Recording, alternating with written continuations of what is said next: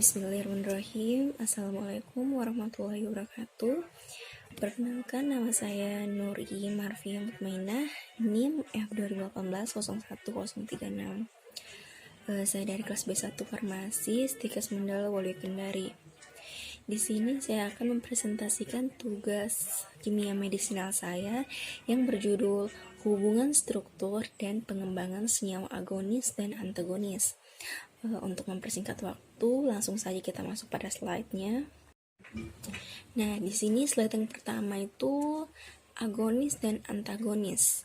Jadi, untuk senyawa agonis dia itu merupakan senyawa yang dapat menghasilkan respon biologis tertentu sama dengan senyawa agonis. Kemudian, untuk senyawa antagonis itu sendiri merupakan senyawa yang dapat menetralisir atau menghilangkan respon biologis senyawa agonis. Pada umumnya, senyawa antagonis mempunyai dasar struktur yang mirip dengan senyawa agonis. Nah, untuk tujuan rancangan senyawa agonis dan antagonis itu untuk mengembangkan antagonis spesifik terhadap biokatalis utama atau metabolot endogen. Kemudian, pada pengetahuan tentang agonis dan antagonis, sangat penting untuk mengetahui dan mengantisipasi kemungkinan terjadinya bahaya interaksi obat. Kita lanjut pada slide di sini. Berdasarkan fase kerja obat, senyawa antagonis dikelompokkan sebagai berikut, yang dimana antagonis ketersediaan farmasetik itu menyebabkan berkurangnya ketersediaan obat dalam fase farmasetik karena berkurangnya jumlah bentuk aktif obat yang dilepaskan atau menurunnya kecepatan pelepasan senyawa aktif dari sediaan farmasi. Penyebab utamanya itu adanya ketidaksesuaian antara obat-obat yang dikombinasi dan ketidaksesuaian kimia atau fisika. Oke, lanjutan kelompok antagonis. Ada di sini tuh terdapat antagonis ketersediaan biologis atau antagonis farmakokinetik. Ini tuh menyebabkan ketersediaan biologis obat menurun, sehingga kadar obat dalam darah dan jaringan menurun. Ini tuh disebabkan oleh hal-hal sebagai berikut, diantaranya menurunnya absorpsi obat dalam saluran cerna, meningkatnya ekskresi obat aktif, kemudian meningkatnya proses bioinaktivasi obat. Yang keempat itu menurunnya proses bioaktivitas obat. Kemudian yang kelima itu ada menurunnya kadar obat aktif karena ada interaksi kimia secara langsung antar obat kombinasi. Kita masuk pada slide selanjutnya.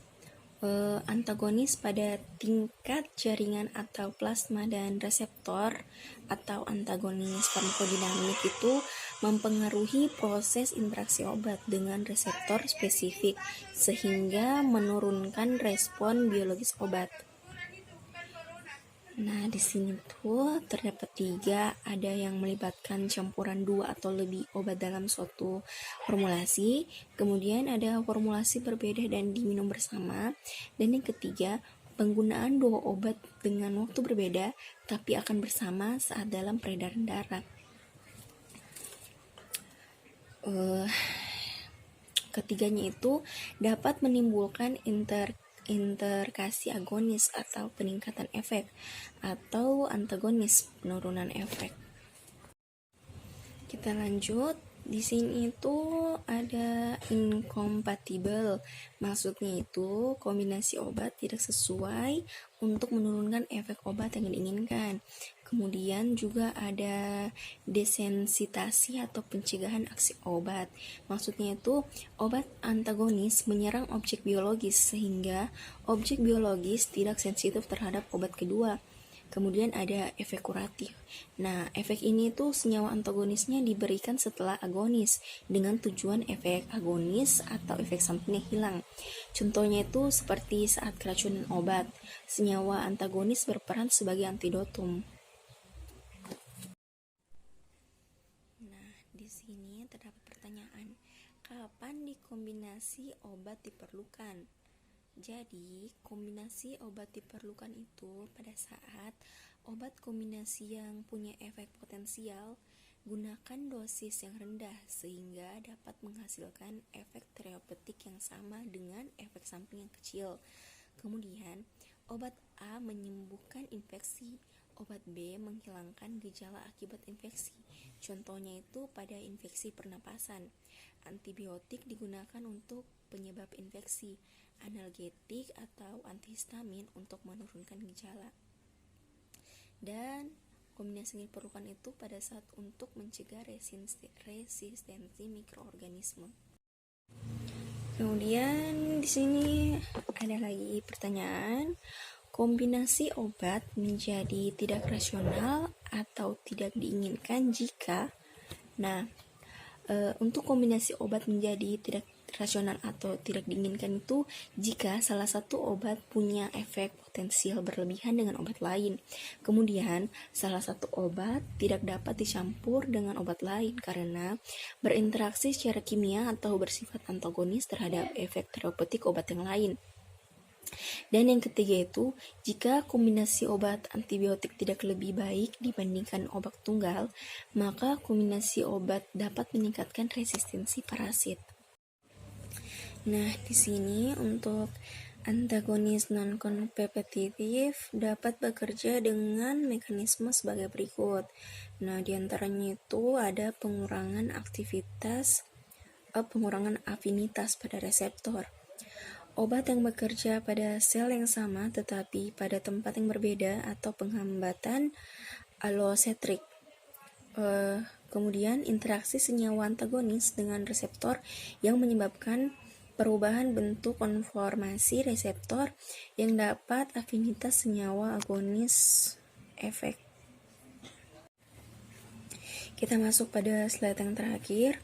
Di sini terdapat kombinasi antagonis kompetitif dan antagonis non-kompetitif. Jadi, untuk kombinasi satu senyawa yang menimbulkan efek antagonis itu, efek antagonis kompetitif dan non-kompetitif dengan senyawa agonis sering terjadi. Kemudian, aksi dari komponen non-kompetitif akan terlihat pada kadar yang tinggi dari senyawa antagonis. Terus, kombinasi yang ketiga itu ada efek yang terjadi pada kurva log dosis respon adalah pergeseran partikel dan penekanan dari respon maksimal. Contohnya itu seperti kombinasi antikolinergik dengan adrenalin atau kamiloven. Saya rasa itu saja presentasi yang dapat saya jelaskan pada kali ini. Lebih dan kurangnya mohon dimaafkan. Saya akhiri presentasi hubungan struktur dan pengembangan senyawa agonis dan antagonis ini. Saya akhiri dengan ucapan wabillahi taufiq wal hidayah. Wassalamualaikum warahmatullahi wabarakatuh.